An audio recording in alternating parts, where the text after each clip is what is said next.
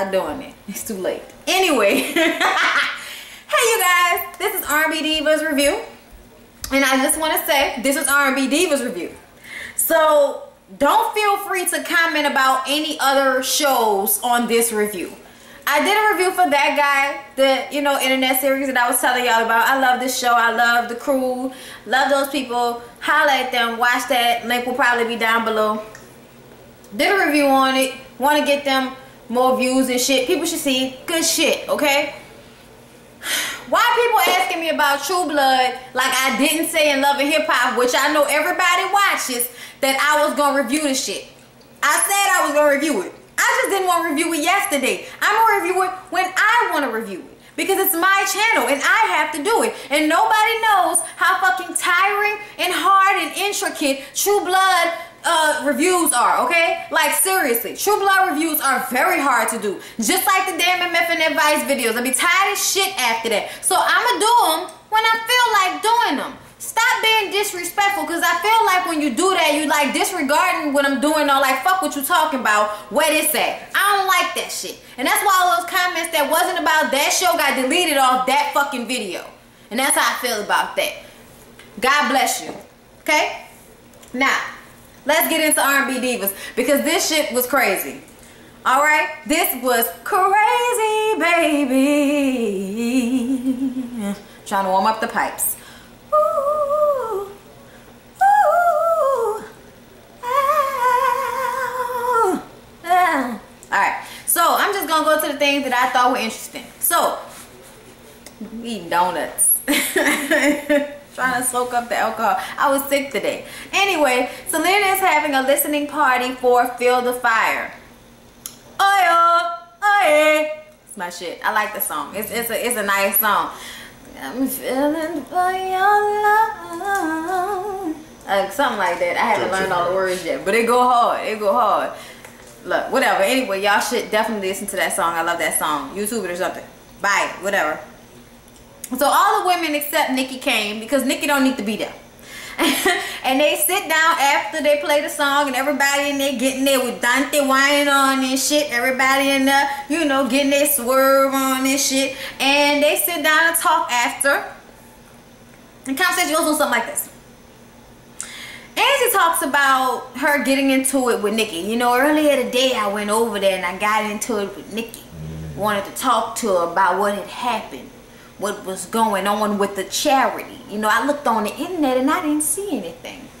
Therefore, not being a real charity, and you putting a tour. See, that's what I think. I think this was a, what did she call it, y'all? What did she call it? She said, I forgot what she said. She called it a lure tactic for the tour. That's how she felt. See, this was about getting Brownstone back on the map. Okay? And some people had charity information and some people had Brownstone information. And everybody is like, well, hold up, what's going on? Where we at with this? You know what I mean? Selena is like, so you was gonna have us working for free with scouts in the audience for a tour after you sabotaged the last tour? Oh, for real, bitch? Oh, for real? Oh, all right, sure, okay. Yeah, So, Kiki asked, so Angie, you're not gonna do it? And Angie is like, hold up, let me finish.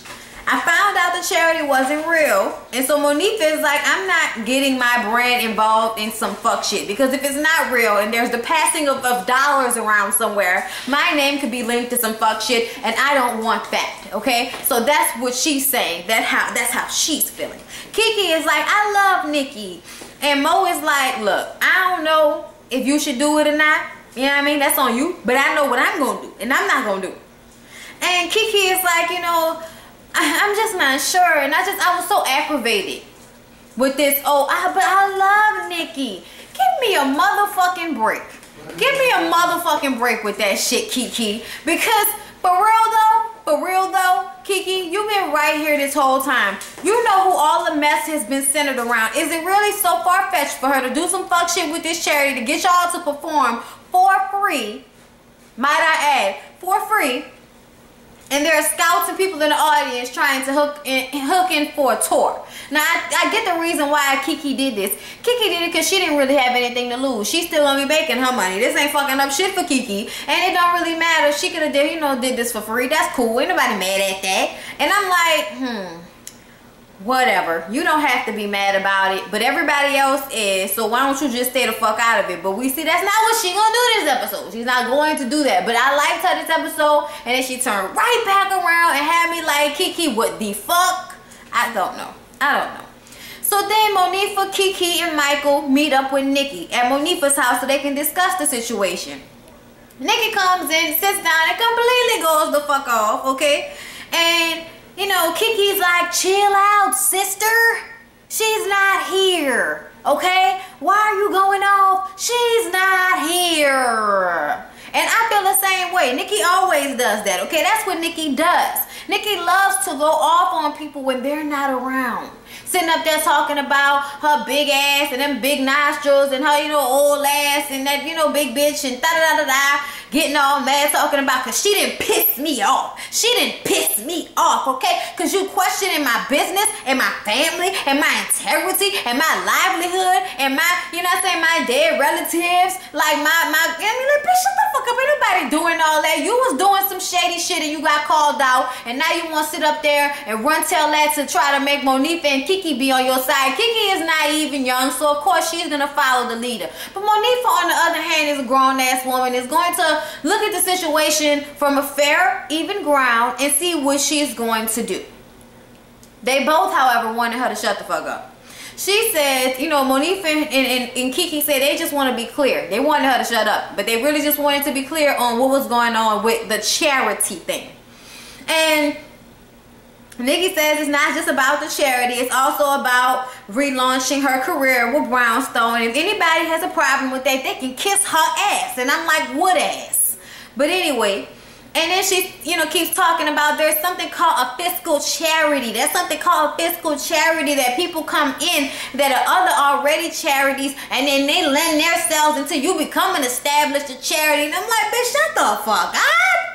At the end of the day, bitch, we get it. You was trying to like piggyback off your little play daughter's idea, and then add your, Brownstone things to get your tour. But at the end of the day, you was still being a little shysty towards everybody. You was being shysty, telling people different stories, not telling people the whole truth. And that's why everybody is starting to question your integrity, because you're not being upfront. Let me explain that again. You're not being upfront. Therefore, people are like Angie, who's not scared, who is going to say what's on her mind. We will be interviewing Angie Stone tomorrow night on Blog Talk Radio with Finesse Media and Tisha Soul, and we will be having a special co-host, so you guys should all call in.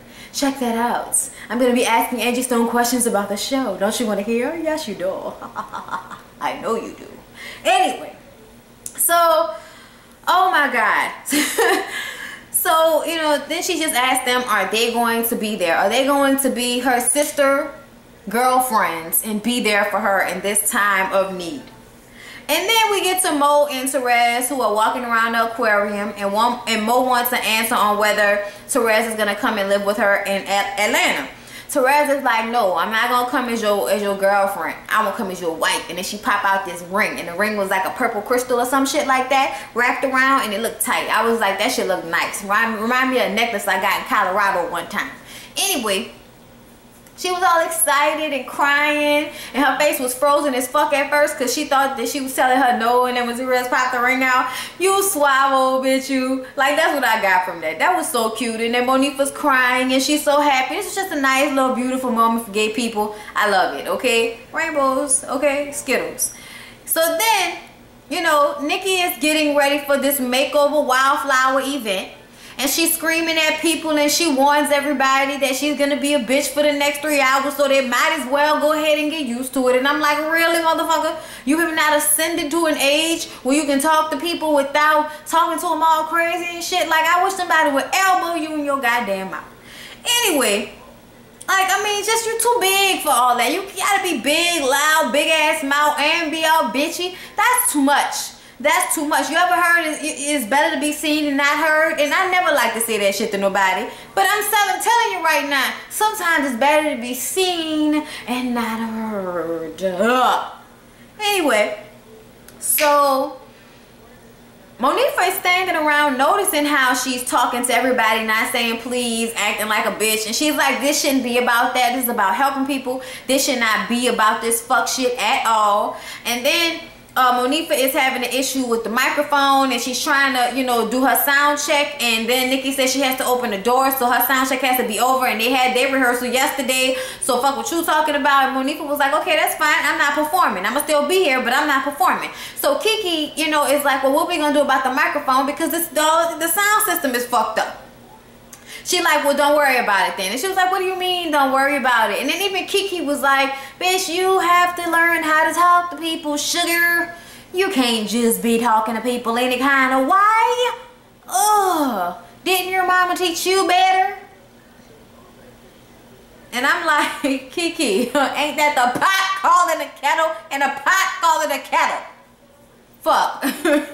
I'm just saying, you be acting crazy with people too. I mean, hello. But I mean, I guess you knew even at this time. Like sometimes, bitch, you just gotta, you know, pull it together. So then she goes out, you know, they eventually the show starts, and Kiki goes out there and sings with her brother, and they sing that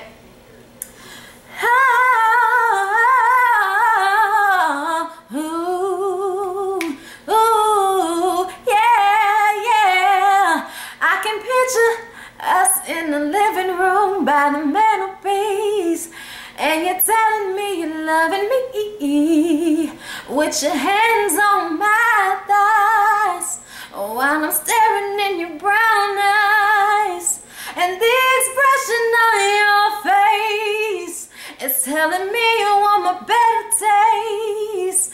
So tonight we're going all the way. We'll be loving till the break of day. Anyways, so Mo get on stage and no, Mo don't sing, but Kiki sing, and she hit that shit, and everybody, the mics was going in and out, but she was doing that shit. She was performing up there, okay? And then Brownstone said that little prayer, and it's obvious that bitches ain't sang in a long time, so everybody is real worried out here. So we getting up there on stage, y'all. Yo, I swear I should never feel bad about my singing again in life after that shit happened. Like, have you ever heard Brownstone sing? Come on now. Those bitches had some of the strongest voices I've ever heard. And to see them get on stage and literally be off key, be shaky as fuck, be crackling all in the throat area. Not only did y'all not practice, bitch, because y'all have at least done y'all lip trails before y'all went out there. I mean, can we do some of that? Can we see if we could go that high before we go out there? Could we hum it? Can we do something? I think she wanted it to go something like this. Let me see. I don't wanna rain on this parade, but I'm starting to question the love that was made. I'm not looking for just any fair. Want a love that is based on truth, not just dare. It will not hurt my pride if right now you decide that you are not ready to settle down. But if you want my heart, then it's time that you start to act like you're mine in the light, in the dark, if you love me. Something like that, Maxie? Maybe? A little bit? How about you, Nikki? What do you think? Anyway, so Kiki come on stage and save the motherfucking day. Monifa too. And then they get their ass off stage, and then, you know, everything was cool at the end of the day. Mo was telling her daughter about her getting engaged to Therese. Mo was trying to give her daughter the idea that, hey bitch, I'm happy, hi, like healthy, happy, in love, can you be happy for me too? Like what the deal is. She instantly goes into homosexuality is a perversion. And And this is, Monifa says what I said last week, that she feels like you're only 20 years old, okay? Like, you have not been on earth long enough to like really understand life before you could be sitting up there, you know, talking on other people's lifestyles. And I really feel the same way. I feel like you don't know half of the like you don't know shit right now except for what your grandmother probably told you about what's in the Bible. Won't you call me when you went through some shit that really makes you believe that there's a God? Like, for real, for real. Like, I mean, when you done been through like natural disasters, people dying, like, you know, like huge life changes, and you've done it without getting on hard drugs. And acing classes at the same goddamn time. If there is not a God after some shit like that, I don't know what to tell you, okay? I'm just saying, like, I felt the same way, Monifa. But Monifa is like, look, you're going to respect my decision because I'm your mom. And I'm going to respect your feelings, and that's just going to be that. And I just kind of feel like I just want to, like, smack a daughter a little bit. Like, bitch, snap out of it. Like, you're crazy. Like, it's cool. You don't do it. You don't fuck with women. You don't marry women. You be a virgin until you find a husband and marry him, and you do that. That's what you can do. That's cool. All right? That's your life. Okay? That's why you have those beliefs, so that your life can be full of that shit, because that's what you want. Your mom's life is different. Stop forcing your beliefs on her and making her feel bad about her life. Like, what the hell is wrong? Like, seriously. I kind of feel like it's some catchback for her not being in her life like that. That's what I feel like, Monifa. Because I feel like she being nice nasty with it. Like, everything is a smile and I'm saying it nicely, but really I want to hurt your feelings and stab you in the heart because you weren't there when I was a kid. So now I have the upper hand, okay? Like, I have God on my side and you're homosexual and I can just keep stabbing you with that. Like, that's what I feel like. I feel like on the end, her daughter has some unresolved issues with her. They don't have nothing to do with her being homosexual, but she's going to use that because she knows that that's something that will hurt her. That's what I feel. Moving on. Everybody gets together for Kiki's birthday. This is the big last hoorah, okay? And I don't know why the season ends here, because there was some shit that happened after this, okay? And there was like another get together at somebody's house where that's when Latasha's husband pulled out that gun.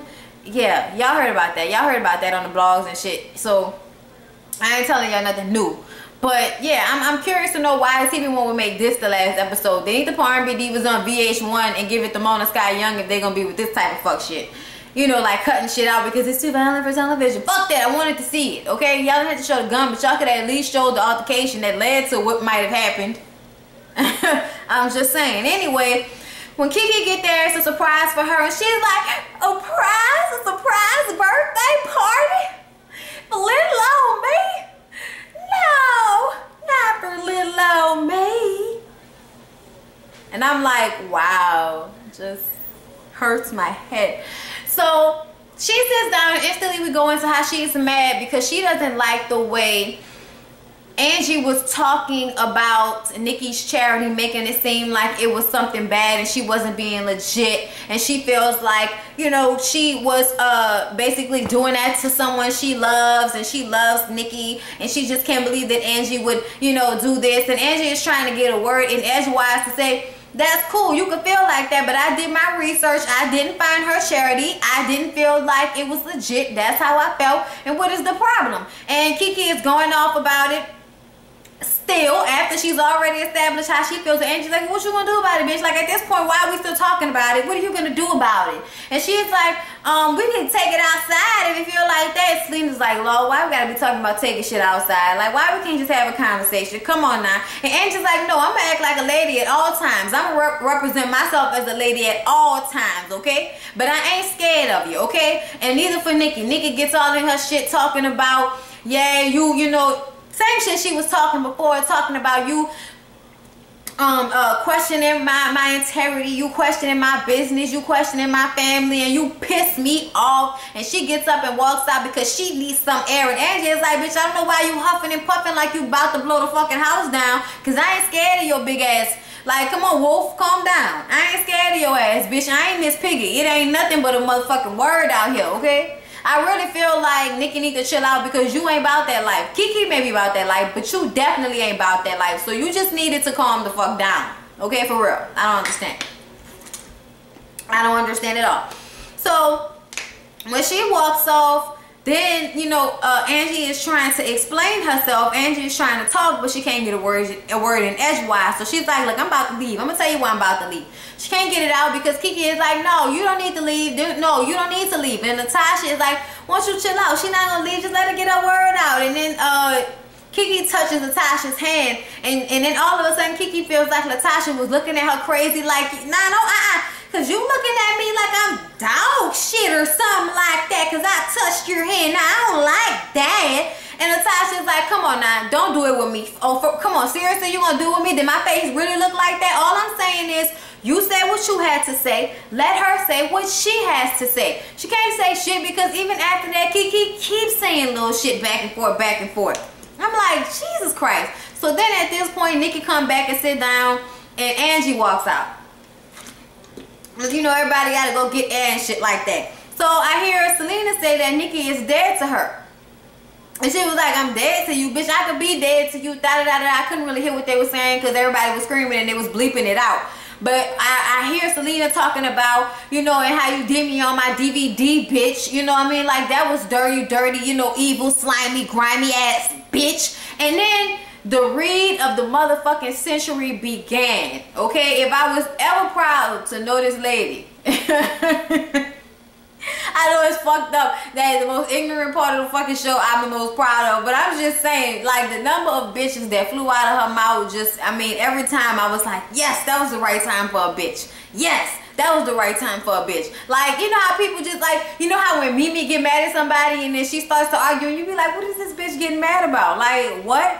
Like, I ain't a letting go ass bitch. I ain't a walking away ass bitch. And I'm like, what the fuck are you talking about? Selena was up for her word the whole time. Like, you understand what the fuck she was mad about. So Selena gets up and then Nikki says, you know, oh, calm down, Godzilla. She was like, bitch, I know you not talking, you SpongeBob shape, bitch. I know you not talking. Okay? With that fucked up body, with that whack ass outfit, bitch, you super whack. You mad because I'm a bitch that's better than you. I'm a bitch that's more put together than you. A bitch that's cuter than you. And then Nikki said some shit about, bitch, you work for me. She was like, bitch, I ain't never worked for you, bitch. And she was like, no, I'm not mad. She was like, bitch, I am not mad, bitch. Okay, I am real calm, bitch. I was like, yes. Cha-ching. Every time I felt like I was getting 500 points. Every time she said bitch. Anyway, so she was like, you know, she got in her face and she was like, you know, your face, just because your face looked like a baboon's ass. And, you know, and she was like, yeah, all right, Wiggy. And she was like, and all right, what she said, she called Selena Wiggy, and I think Selena called her Bobby. She was like, yeah, because you a man with that fucked up ass wig on. And there's a special place in hell for a bitch like you that'll break up other women with them black ass gums and them knock ass knees. And then Kiki said, that's low. And I was like, Kiki, shut up. You know you wanted to laugh, because Kiki will read to piss out somebody like that too. And then when Selena leaves, Kiki starts crying, saying that, nah, because I'm used to this. This how it's been in my whole life. And it's like, bitch, this is not about your life story right now. And Latasha has been sitting there that whole time just staring into the atmosphere. And at this point, she was like, nah, fuck that. Because I ain't like the way you came at me just then. I ain't like the way you came at me. And she gets up and she walks the fuck out. And everybody's just like, you know, every set's been blown up, okay? Thanks, Nikki. And then after that, every single, you know, each one of them in their confessional says something. And Angie is like, you know, you're not going that ride to the devil or some shit like that. Bottom line, at the end, Nikki said that she's pulling herself out of the situation because she can't be involved in this type of shit. And I'm like, do you know you started it? Do you know it was you? Do you know? I want you to know. I wish that you knew it was you. Like, what the fuck? Anyway, y'all, please don't forget to like, comment, and subscribe. That was the season finale of R&B Divas Atlanta. I will be reviewing R&B Divas LA that comes out, I think it's July 10th. I think it is. And like I said, please don't talk about any other shows that I haven't talked about in this video. Okay? Please don't do that. Please don't do that. I'm just delete the comment. I just feel like it's so disrespectful. Like, can we stay on topic, people? Anyway, y'all, I'm tired. I haven't been feeling good all day, and I'm going to go back and get in bed. So, yeah. Get your life. Got it? Good. Mwah.